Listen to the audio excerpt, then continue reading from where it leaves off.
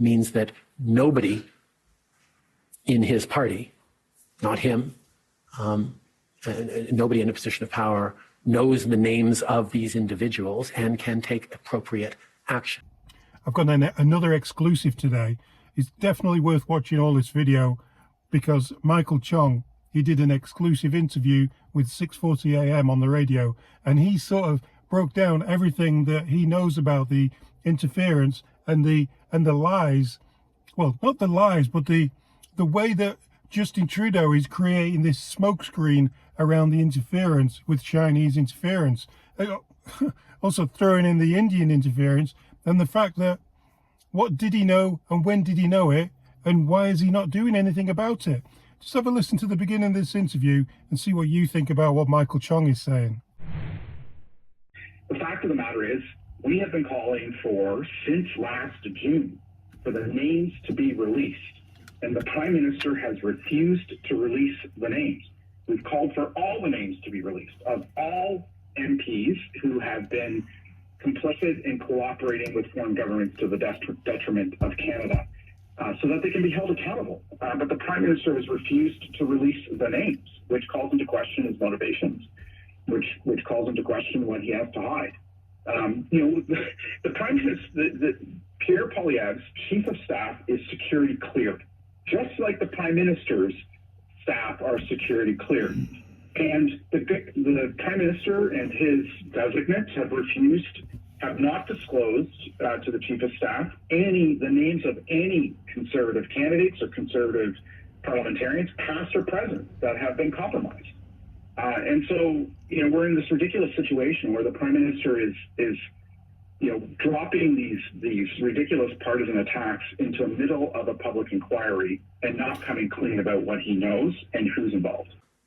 Who are engaged or at high risk of, or for whom there is clear intelligence around foreign interference. And I have directed CSIS and others to try and inform the Conservative Party leader to be warned and armed to be able to make decisions that protect the integrity of that party, of its members, from attempts at activities around foreign interference.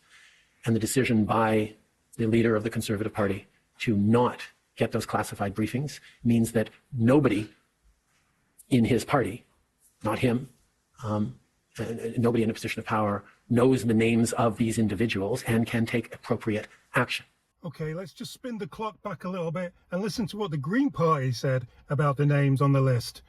Yeah, it's sort of a little bit contradictory, but you know that anybody who goes to see this list or looks at all the names, they can't actually say anything. The only person who can say anything, let's just get this out in the open, is Justin Trudeau. He could say who the names are and help people in their, if an election comes up soon, help in their decision on whether or not they should vote for somebody.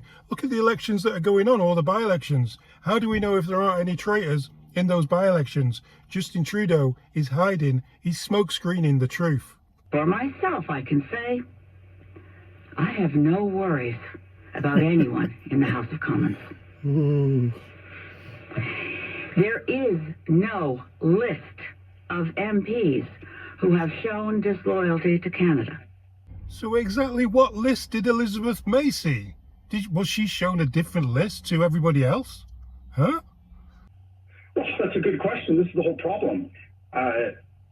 The process by which Ms. May and Mr. Singh, the leader of the NDP, went through to get information that was classified prevents them from talking about any names they may have read about.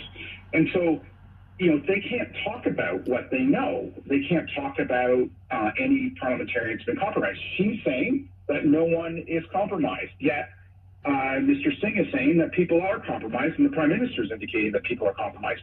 At the end of the day, the buck stops with the Prime Minister. He has a special responsibility for national security. He has a special responsibility for the conduct of international affairs, and he has chosen to keep all of this hidden. He needs to come clean, release the names so that individuals can be held accountable. But he's refusing to do that, and it calls into question his motivations and what he has to hide. You see, this is exactly the frustrating reason around what Trudeau's doing, is he has the ability, he has the authority to release these names, but he won't. So what we're talking about before is, why is there no point in Poilievre seeing the names and getting the security clearance? And Michael Chong will just clear that up now. Or is that just Because that clearance silences Pierre Poilievre. And what we need now is not silence. We need the truth, and we need the truth to be made public. They can't talk. They're not allowed to reveal any names of anyone that they are briefed on. They are not allowed to publicly release any names. They're not even allowed to privately tell anybody else about what they have learned in these briefings. They are bound to secrecy. They sign an undertaking that they will not reveal to anyone else this classified information. So what we need here is not silence, which is what Mr. Poilievre would be subject to if he went through the security clearance process the Prime Minister is saying he should go through. And by the way, which the Prime Minister himself is not subject to. What we need here is we need publicity, we need transparency, we need things to become public.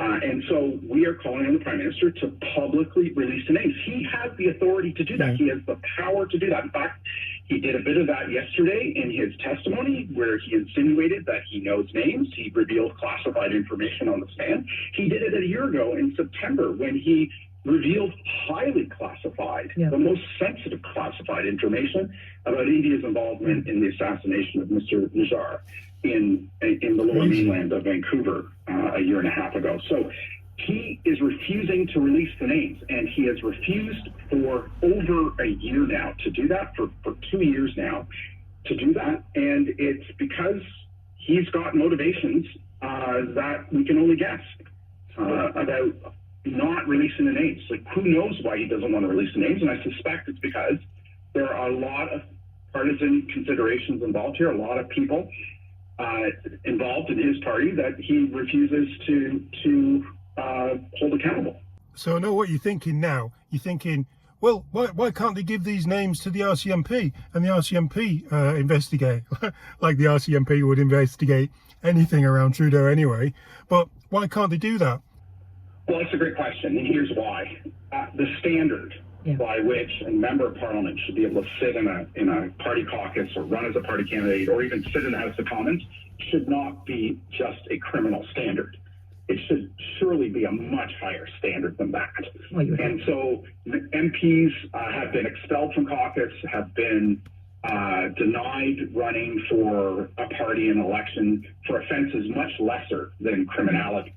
And, you know, if they betrayed their oath of office, their oath to the people of Canada, to their constituents, to put this country's interests first, because they colluded with a foreign government and worked against the interests of this country, then they should be held accountable. And that is a much higher standard than just criminality. And that's why this should not only be investigated by the RCMP, but it also should be investigated by the House of Commons itself, the Procedure and House Affairs Committee, so that members can be held accountable. Look, Alex, I've been a member of Parliament now for 20 years, and I have seen MPs in all parties, MPs kicked out for and reprimanded for offenses even much lesser than that. And surely we can hold accountable MPs that colluded with foreign governments to the detriment of Canada's interests.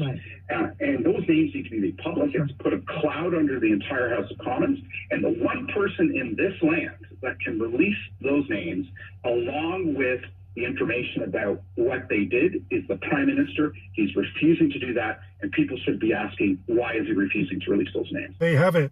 Trudeau's admitted that he knows all the names. He even knows that there are Conservatives amongst those names who could be in danger, yet, show me Mike's still on, yet he still will not release the names, and he will not abide by the rules that we want in Canada, and that is people get protected and people who are possible traitors to be their names to be released, so that we don't have to vote for him in a by-election. Now, there's only one reason why he won't release all the names. Maybe, allegedly, possibly, most of them are Liberals. You be the judge of that. There's no video tomorrow, Saturday, but Sunday. Make sure you tune in Sunday. Let's have a look at some of these comments. Let's get up to date on maybe some more of this inquiry, and we're back from there. See you on Sunday, guys.